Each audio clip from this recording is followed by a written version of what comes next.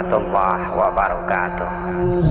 Di dalam hadis qudsi Allah berfirman, rahasia hambaku ada di dalam rahasiaku, rahasiaku ada di dalam rahasia hambaku.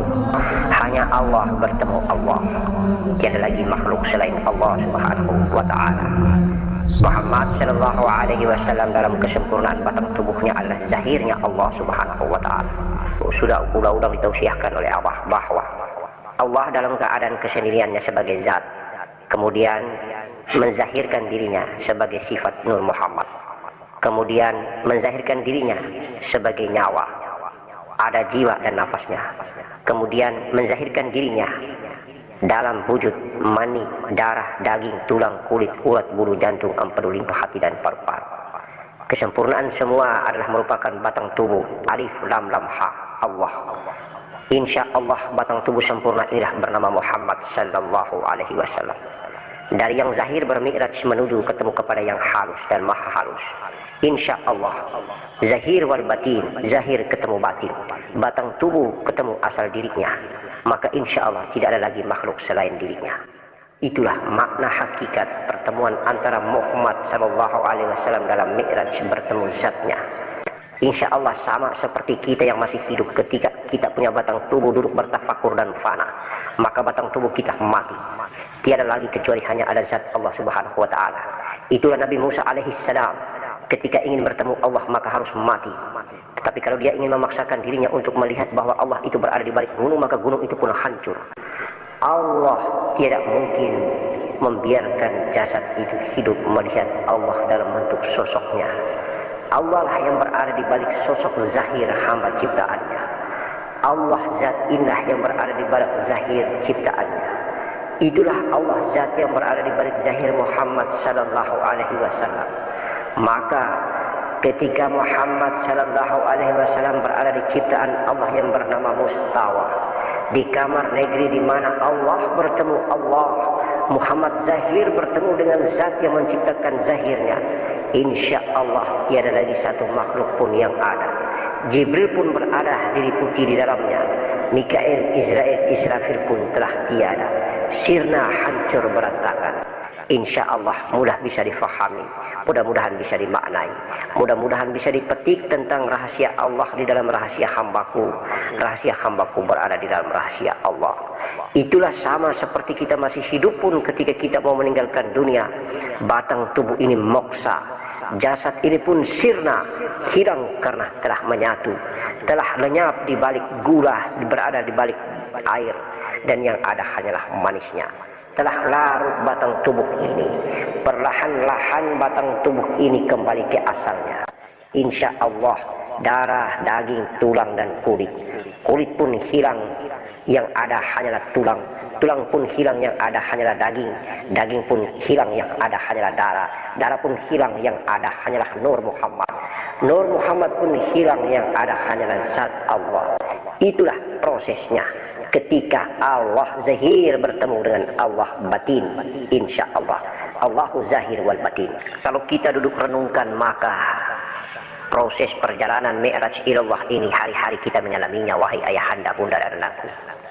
Sehingga apabila ayahandaku dan anakku bertanya bahwa mengapa Jibril alaihissalam di negeri Mustawa tidak ikut campur dan tidak diizinkan untuk masuk bersama bertemu Allah subhanahu wa ta'ala. Sama seperti kehidupan kita di muka bumi ini. Sesungguhnya kita hari-hari bermi'raj.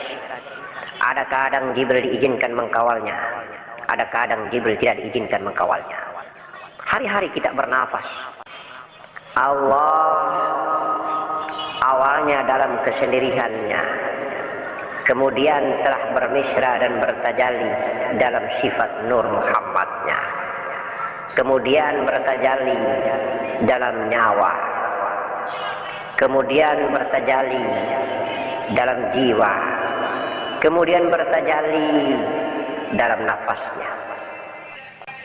Maka kita hidup hari-hari. Kita hidup karena dihidupkan oleh Allah yang sudah bertajalli pada nafas ini. Maka setiap yang bernafas akan menemukan maut atau mati. Hari-hari kita tidak pernah menyadari bahwa Allah telah bertajalli dalam nafas. Dan hari-hari Kita tidak sadari bahwa Allah telah bertajalli dalam nafas dan mengafalkan nafas ini dalam perbuatan kita sehari-hari. Ingat baik-baik, kehidupan di atas punggung bumi ini, janganlah kita terpedaya dengan banyaknya kita melangkah pada kaki, banyaknya kita bergerak dengan kedua tangan, banyaknya jumlah pandangan mata ini, banyaknya pendengaran daripada bunyi yang ada di telinga ini, jumlah dan kumpulan banyaknya perkataan dari balik lidah, mulut ucapan ini. Tetapi hakikatnya adalah cuma hanya ada dua, nafas yang masuk dan nafas yang keluar, nafas yang masuk dan nafas yang keluar. Ketika nafas ini keluar, Allah telah bertajalli ke bumi sebagai hamba. Dan ketika nafas itu masuk, maka Allah yang sebagai hamba dan zahir telah fana, tenggelam di dalam zatnya. Itulah perjalanan hanya keluar dan masuk. Itulah perjalanan dhaim. Itulah perjalanan nafi dan isbat. Hidup ini hanya ada nafi dan isbat. Hidup ini hanya ada nafas keluar dan nafas masuk. Dan ketika dia masuk terus, maka kita akan meninggalkan dunia. Dan ketika dia keluar terus pun kita akan meninggalkan dunia. Di mana batas masuknya? Di mana batas keluarnya? Barangkali para ulama sufi terlampau banyak mengatakan bahwa jumlah keluarnya sama dengan jumlah 124 para nabi. Insya Allah, mungkin banyak sekali rahasia-rahasia Allah Subhanahu wa Ta'ala. Rahasia diri yang sedang berbicara ini, rahasia diri yang sedang memandang dan melihat ini, rahasia diri yang sedang mendengarkan bunyi, rahasia diri yang sedang mengayunkan langkah kaki, rahasia diri yang sedang berpikir dengan otak, akal dan khayaliannya, rahasia diri yang sedang mengikuti panjangnya angan-angan, rahasia diri yang sedang mengkaji, padahal yang sedang mengkaji itu sendiri adalah pemilik pengkajian. Itulah zat yang agung yang mempesona. Rahasia diri yang memuji dirinya sendiri, yang meminta dan yang mengabulkan juga permintaannya. Kita tidak pernah menyadari. Itulah dia yang telah bertajalli. Itulah kehidupan. Itulah maha hidup. Itulah yang sedang beraktivitas. Itu yang sengaja bertajalli dan mentajalikan dirinya pada nafsu bumi. Itulah yang sengaja bertajalli dan mentajalikan dirinya pada nafsu rabanya. Dan dengan kuasa dan kebesarannya dia bisa memisahkan dirinya. Dan dengan kuasa dan kebesarannya dia bisa meliputi dirinya. Itulah zat yang maha agung mempesona, maha yang meliputi segala ciptaan hambanya. Maka kadang dengan kerendahan gaya dan daya serta kehendak fikir ini, kadang kita merasa berpisah dan bercerai-berai. Padahal tidak pernah berpisah dan bercerai-berai. Alif, hanya ada alif. Hanya ada alif yang kemudian perlahan-lahan dia kecil dan pendek menjadi titik daripada huruf ba.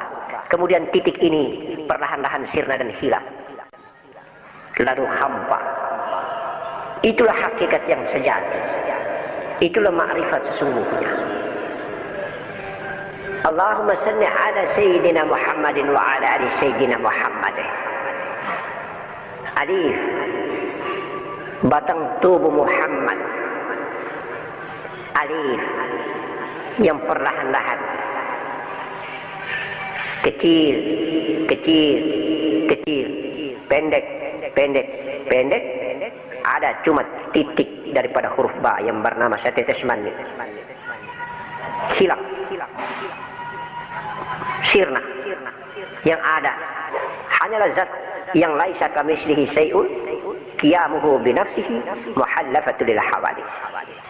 Allah ahdatul wujud, martabat yang tertinggi, paling tinggi, makom yang tertinggi, makom yang belum mengadakan sifatnya, belum menyatakan dirinya, belum menzahirkan dirinya sebagai Nur Muhammad, belum mentajalikan dirinya sebagai Nur Muhammad, belum mentajalikan dirinya sebagai sifatnya sendiri. La ilaha illallah Muhammadur Rasulullah, la ilaha illallah Muhammadur Rasulullah, la ilaha illallah Muhammadur Rasulullah.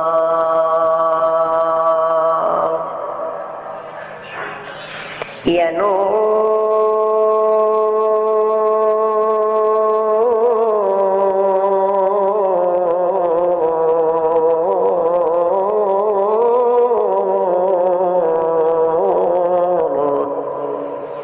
Ya Nur, Ya Nur, Ya Sayyidi, Ya Maulana Muhammad,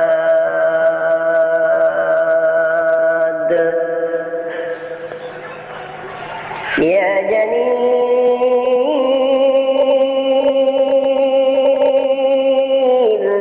Ya Jalil,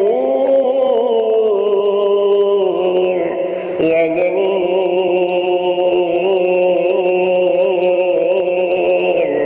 Ya Jalil, Ya Jalil, Ya Jalil, Ya Jamali, Ya Rabbani, Ya Hakiki, Ya Rabbani, Ya Hakiki, Ya Rabbani, Ya Hakiki, Ya Rabbani, Ya Ma'rifatillah, Ya Sallim alaik, Ya Nabi Muhammad, Ya Sallim alaik, Ya Nabi Muhammad, Ya Sallim alaik, Ya Nabi Muhammad.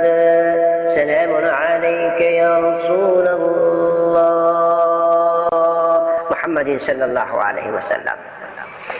Dari jutaan miliaran jasad manusia di muka bumi ini, wahai ayahandaku yang dicintai Allah, wahai bundaku yang dirahmati Allah, wahai anandaku semua, mari kita renung dan kita pikirkan baik-baik. Dari ribuan jutaan bahkan miliaran manusia di muka bumi ini, hanya ada satu jasad yang dimi'rajkan Allah subhanahu wa ta'ala. Hanya ada satu zahir makhluk yang bertemu dengan zatnya, yang hanya ada satu zahir yang bisa bermi'raj, bertemu dengan batinnya. Itulah Muhammad sallallahu alaihi wasallam. Subhanalladzi asra bi'abdihi laylan minal masjidil haram ila al-masjidil aqsa. Bi'abdihi laylan minal masjidil haram ila al-masjidil aqsa. Subhanalladzi subhanalladzi subhanalladzi asra bi'abdihi laylan minal masjidil haram ila al-masjidil aqsa. Barakna haulahu linuriyahu. Masya Allah. Barakna haulahu linuriyahu. Allah, Allah, Allah, Allah. Luar biasa. Hanya ada satu makhluk ciptaan Allah bernama Muhammad sallallahu alaihi wasallam. Dialah nabi yang terakhir. Dialah zahir yang terakhir, tetapi dia adalah sayyid awal dari segala ciptaan ini. Maka yang terakhir ini pula harus bertemu dengan yang awal, yang batin. Yang zahir ini pula harus bertemu dengan asal muasal dirinya. Dialah nabi penentu, pengambil keputusan yang terakhir, yang menyelamatkan banyak manusia. Dialah nabi yang didatangkan di muka bumi untuk rahmat sekalian alam. Alam arwah, alam bumi, alam jin, alam malakutir wa alam malakutin nur. Semua alam ciptaan Allah. Karena memang semua alam ciptaan Allah berasal dari nur dirinya. Ana minurillah ala alamina minuri. Aku dari cahaya Allah, dan karena cahayaku seluruh alam tercipta. InsyaAllah sebuah renungan yang panjang hingga satu makhluk bernama Jibril pun tidak mampu masuk ke negeri mustawa area yang teramat sangat rahasia. La ilaha illallah Muhammadur Rasulullah. Subuhum kudusum rabbuna wa rabbul malaikati war ruh. Subuhum kudusum rabbuna wa rabbul malaikati war ruh. La haula wala quwwata illa billah. Maka Abah hanya memberikan pesanan bahwa apabila sekali kelak batang tubuh ini sudah bisa fana dan lebur menjadi Muhammad sallallahu alaihi wasallam, jelasnya pasti kita akan dikawal oleh Jibril alaihissalam, Mikail, Israel dan Israfil. Jelasnya pasti kita akan dikawal oleh Abu Bakar, Umar, Utsman dan Ali. Ingat baik-baik ayahandaku, ketika nafasmu fana masuk tenggelam di dalam Nur Muhammad, kolbimu lalu naik ke atas menuju ke negeri hampa di zat Allah, itu masih dikawal. Ketika nafasmu masuk turun menuju kolbi ghadibunmu, maka dikawal oleh malaikat Jibril alaihissalam. Tetapi sampai naik ke atas menuju ke torong sakratul maut, menuju ke negeri hampa di ubun-ubun kepadamu, pada saat engkau duduk bertafakur wahai ayah, diantar oleh malaikat Israel alaihissalam. Tapi batasnya hanya sampai di kerongkongan di Baitul Kursi saja, tidak sampai ke atas, karena area negeri rahasia hamba di dalam rahasia Allah dalam rahasia hamba. Insya Allah satu malaikat pun tidak mampu lagi mengkawal. Sesungguhnya hanya ada diri yang zahir dan diri yang batin. Hanya ada nur ketemu nur, nurun ala nurin, cahaya di atas cahaya. Yang ada hanyalah zat Allah. Assalamualaikum warahmatullahi wabarakatuh.